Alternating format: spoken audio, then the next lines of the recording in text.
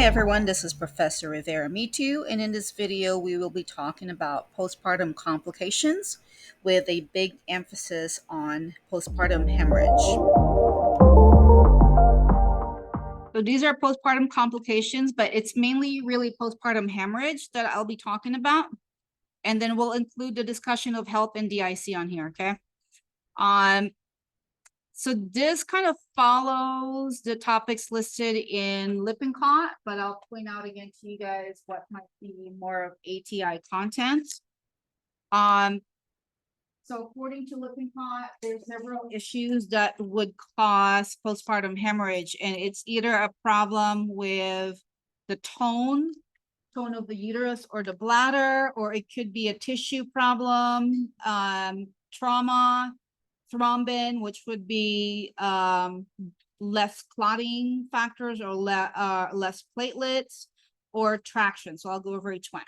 So the main cause of postpartum hemorrhage is loss in uterine tone, which is called uterine atony.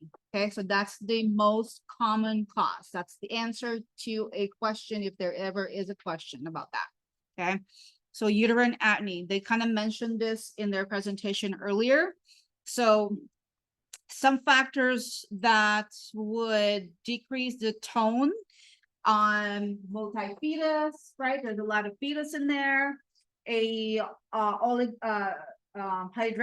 or polyhydramnios when the uterus is stretched because of that, or from GDM, or an LGA baby, right? So all of those can cause the uterus to stretch, and then it becomes boggy. So boggy is the term that is used to say that this uterus is not firm, it's very soft. We want to be careful with massaging a boggy uterus too hard, because there's something else that could happen, and which I will talk about in a little bit. Okay, so the other cause of a boggy uterus, apart from just stretching and uterine atony, which they also mentioned, is a distended bladder.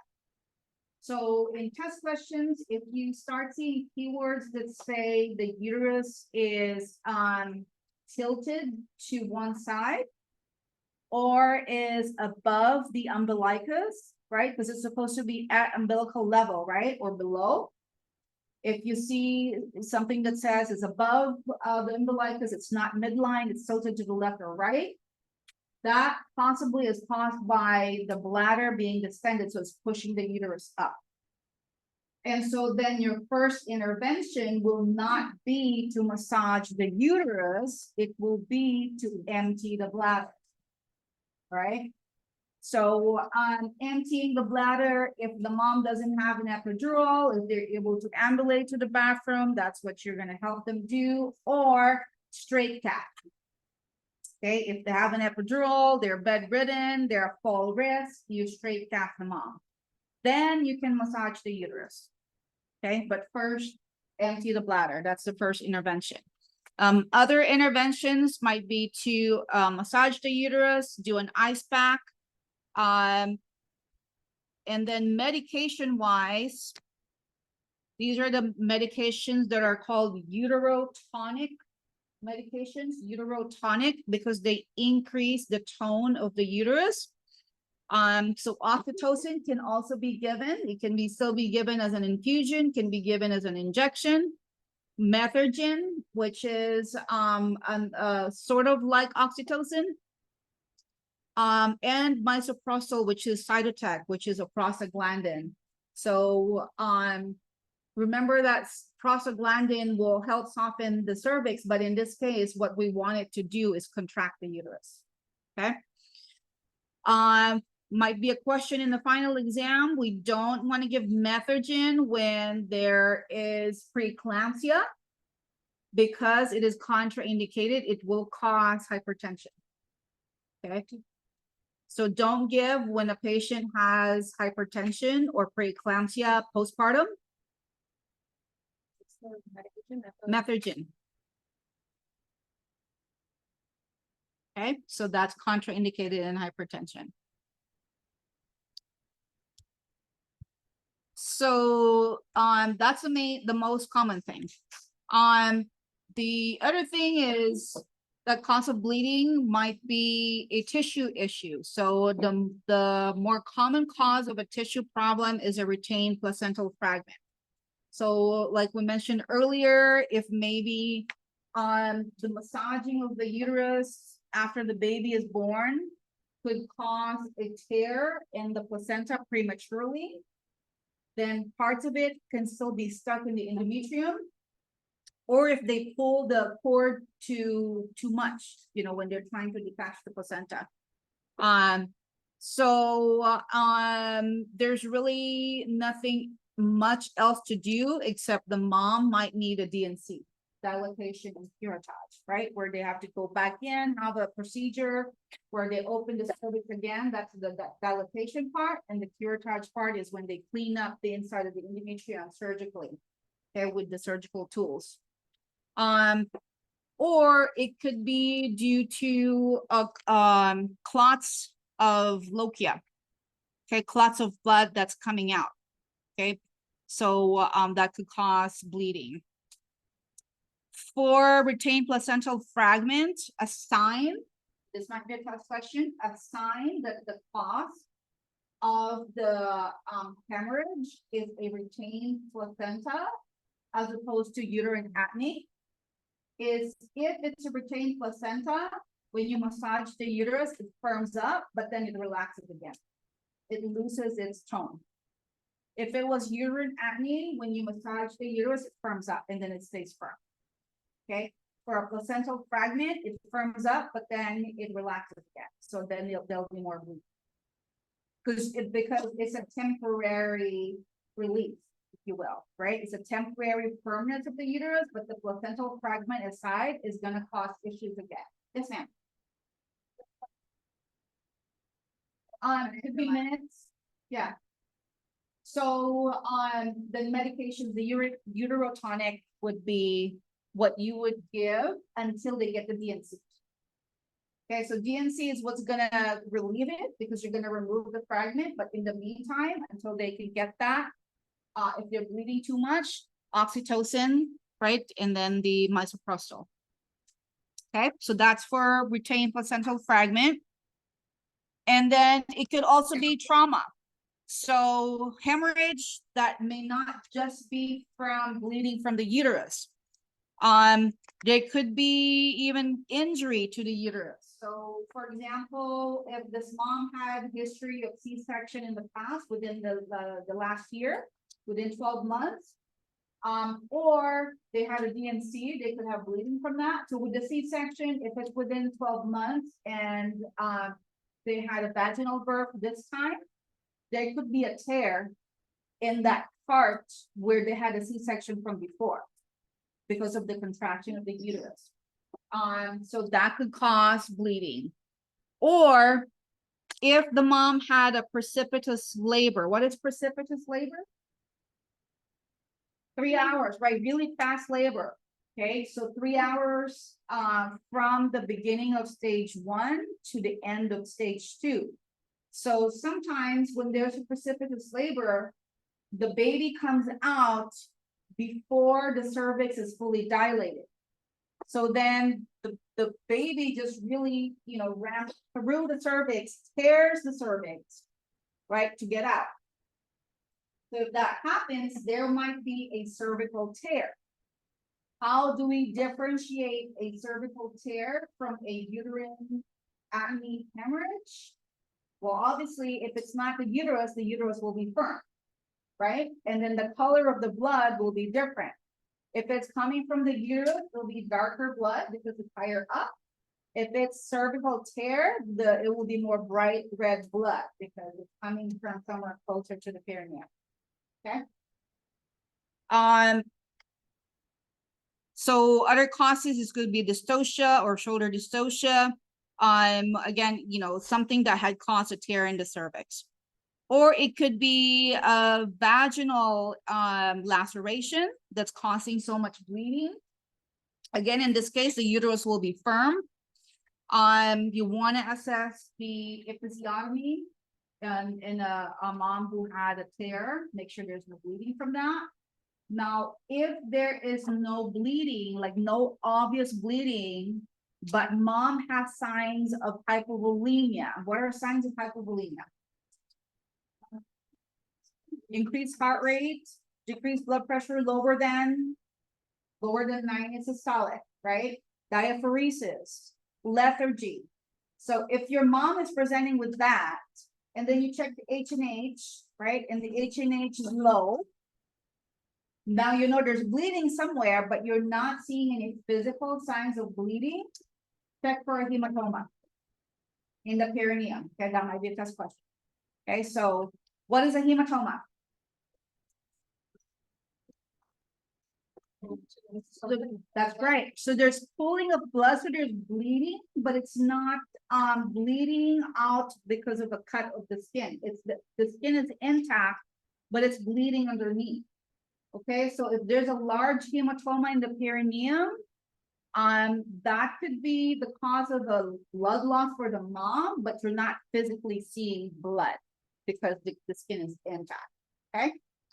So if there's signs of hypovolemia or signs of blood loss, H&H is low, but there's no obvious signs of bleeding, check for a hematoma. Okay.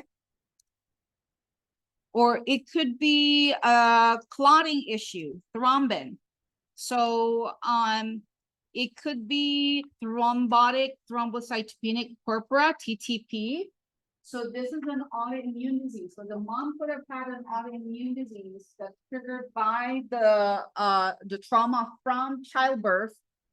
So in this case, the mom will have antibodies to platelets. Okay, and she will have signs that she can easily bleed because her platelet is being destroyed by her own immune system. Okay. So medication wise, she's gonna get a biologic, which is an anti-autoimmune disease drug. And what this is gonna do is it's gonna prevent the antibody from destroying her platelet. It's a biologic. So your MABs and your DABs, right? They're immunosuppressants, but in this case, they're suppressing the mom's own antibodies from destroying the platelets. So steroids might work as well, but it's not going to work as well as immunosuppressant biologic. Now DIC can also happen.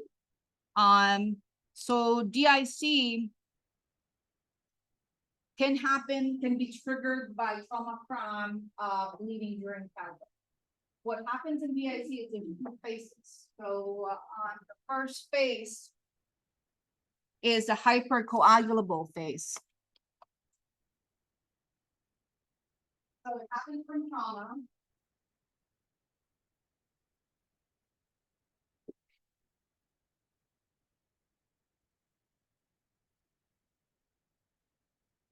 Then causes a decrease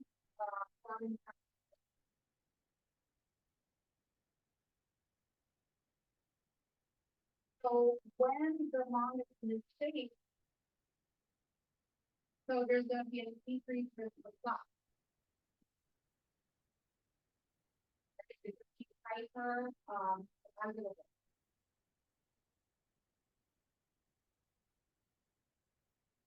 So then where are these clots going to be? It could be could cause a CVA, stroke. Okay. Could cause a heart attack. It could cause a pulmonary embolism. Okay. Or on a DVT, which could also become a PP. Okay, DVT, deep vein thrombosis, right? And then after that, he runs out, for lack of better term, of clotting back. Then what happens after she runs out of clotting back? So now she's gonna be risk for bleeding.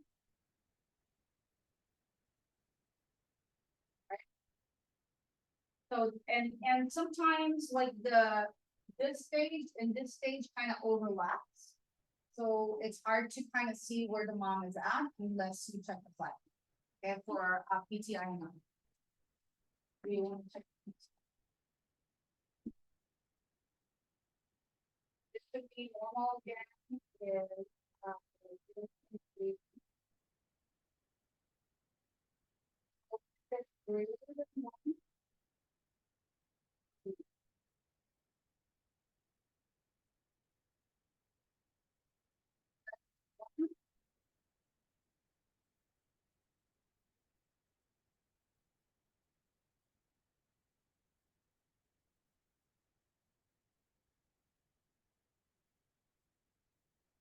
So then the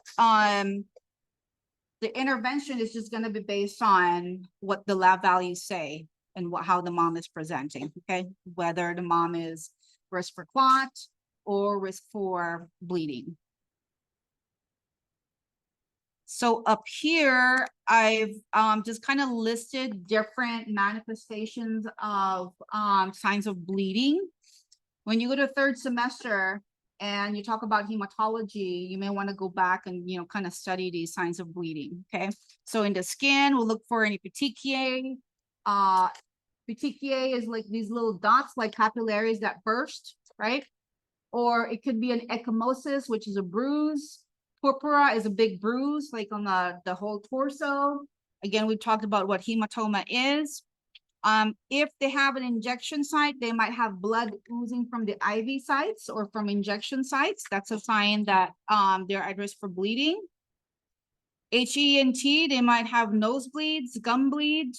They might have capillaries that burst on the eye. So have you ever seen somebody with, like, you call it like bloodshot eyes, like a little blood clot on the sclera? That's actually not painful. It's just a subconjunctival hemorrhage, but it does tell you that, okay, their capillaries are bursting, right? So they're at risk for bleed. If they have gum bleed, you want to use a soft bristled toothbrush. If they are at risk for epistaxis, you want some normal saline sprays to moisturize the mucosa. In the GI system, they might have hemoptysis. What is hemoptysis? Spitting blood. Ptysis means spit, right? So spitting up blood.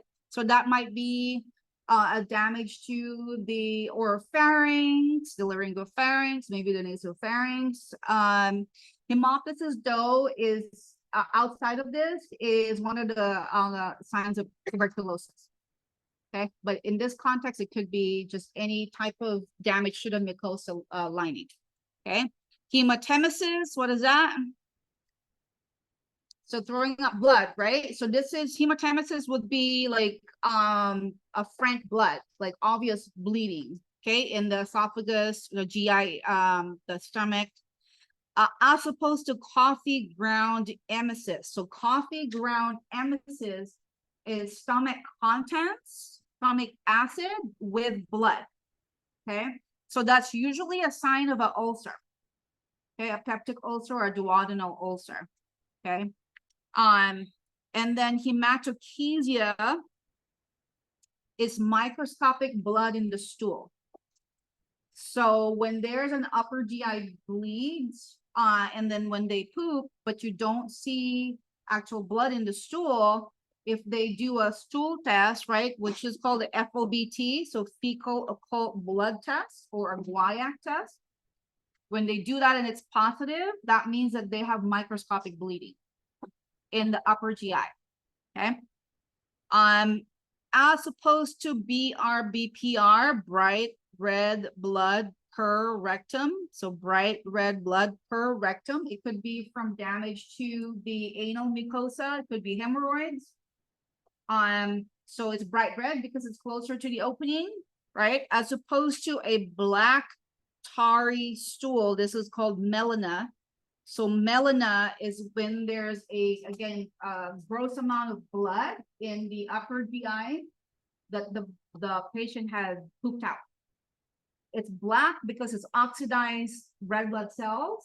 It's tarry because it's clumps stuck together. Okay, it smells really bad. that's coming out through the lower GI.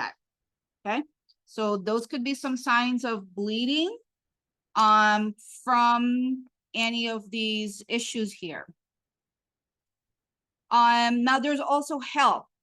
So HELP is so it's an acronym, right? So here you might see HELP questions in ATI. So hemolysis, elevated liver enzymes, and low platelet. Okay. So hemolysis, how do we know that? We're looking at low hemoglobin. Before I get into that, so HELP can happen. If you recall, I said when we talked about preeclampsia, I said I'm going to talk about this now. So when there's decreased liver function, right? What caused that decreased liver function? Ischemia. What caused the ischemia? Vasoconstriction.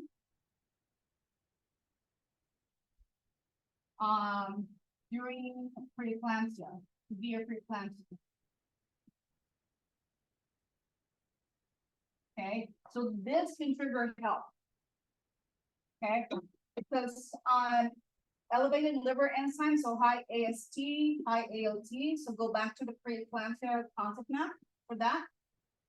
Hemolysis, low hemoglobin, and then low platelets. Okay, at a platelet of 100 is when we kind of get more concerned. Platelet of 50, there might be some spontaneous bleeding. Okay, normal platelet is what?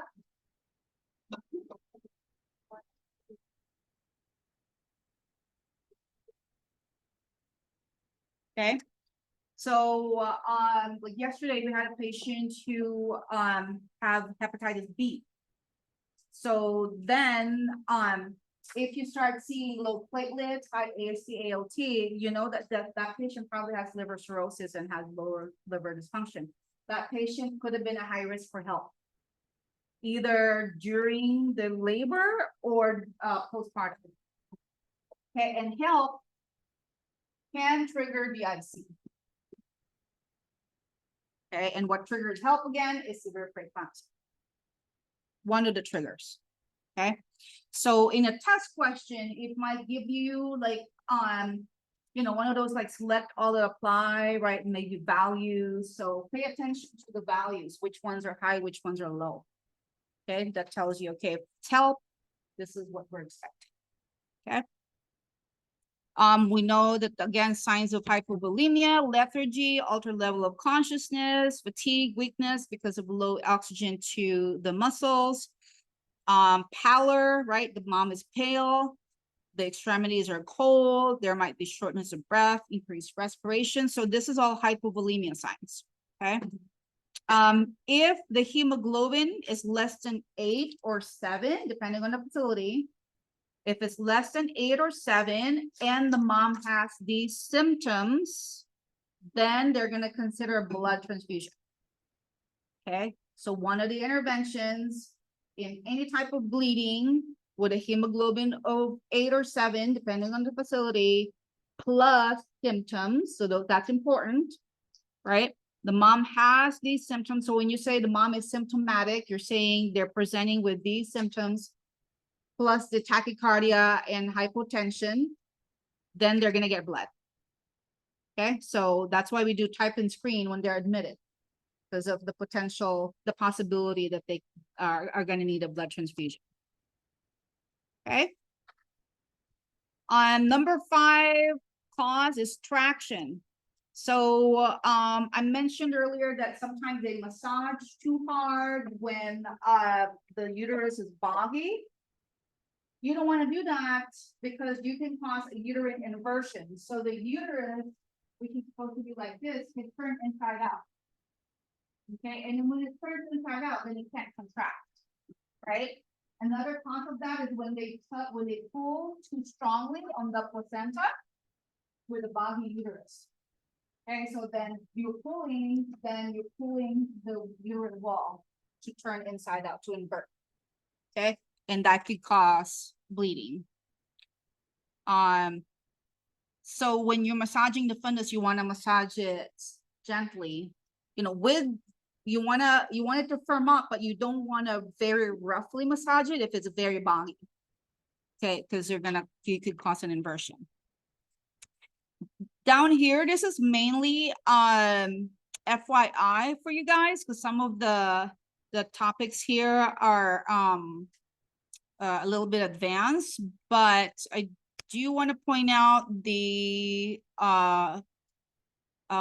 thresholds of the blood loss, right? If it's a vaginal birth, what is the threshold?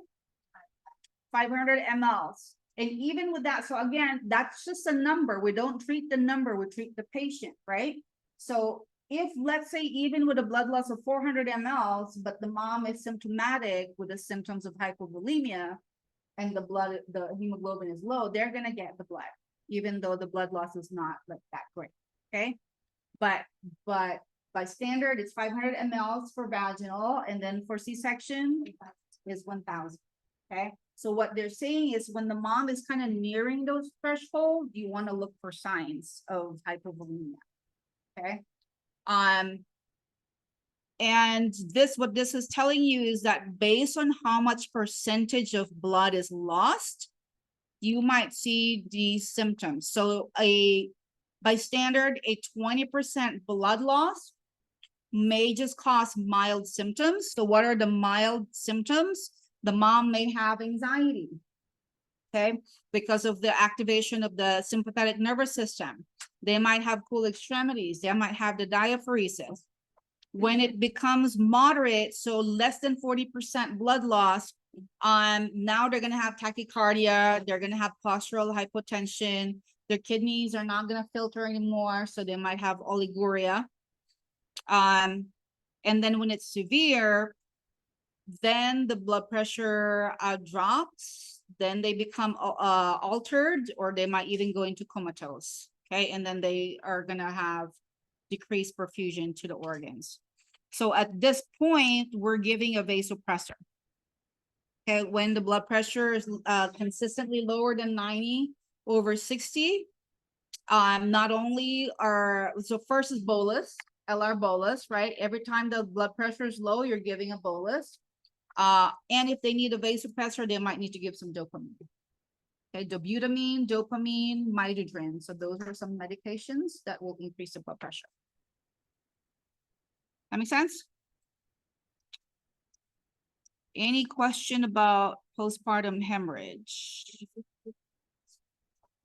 Yeah, yeah. You know, of course, there's contraindications like kidney failure, with fluid volume excess, but generally speaking, that's one of your first interventions for hypotension. Any other questions? Okay.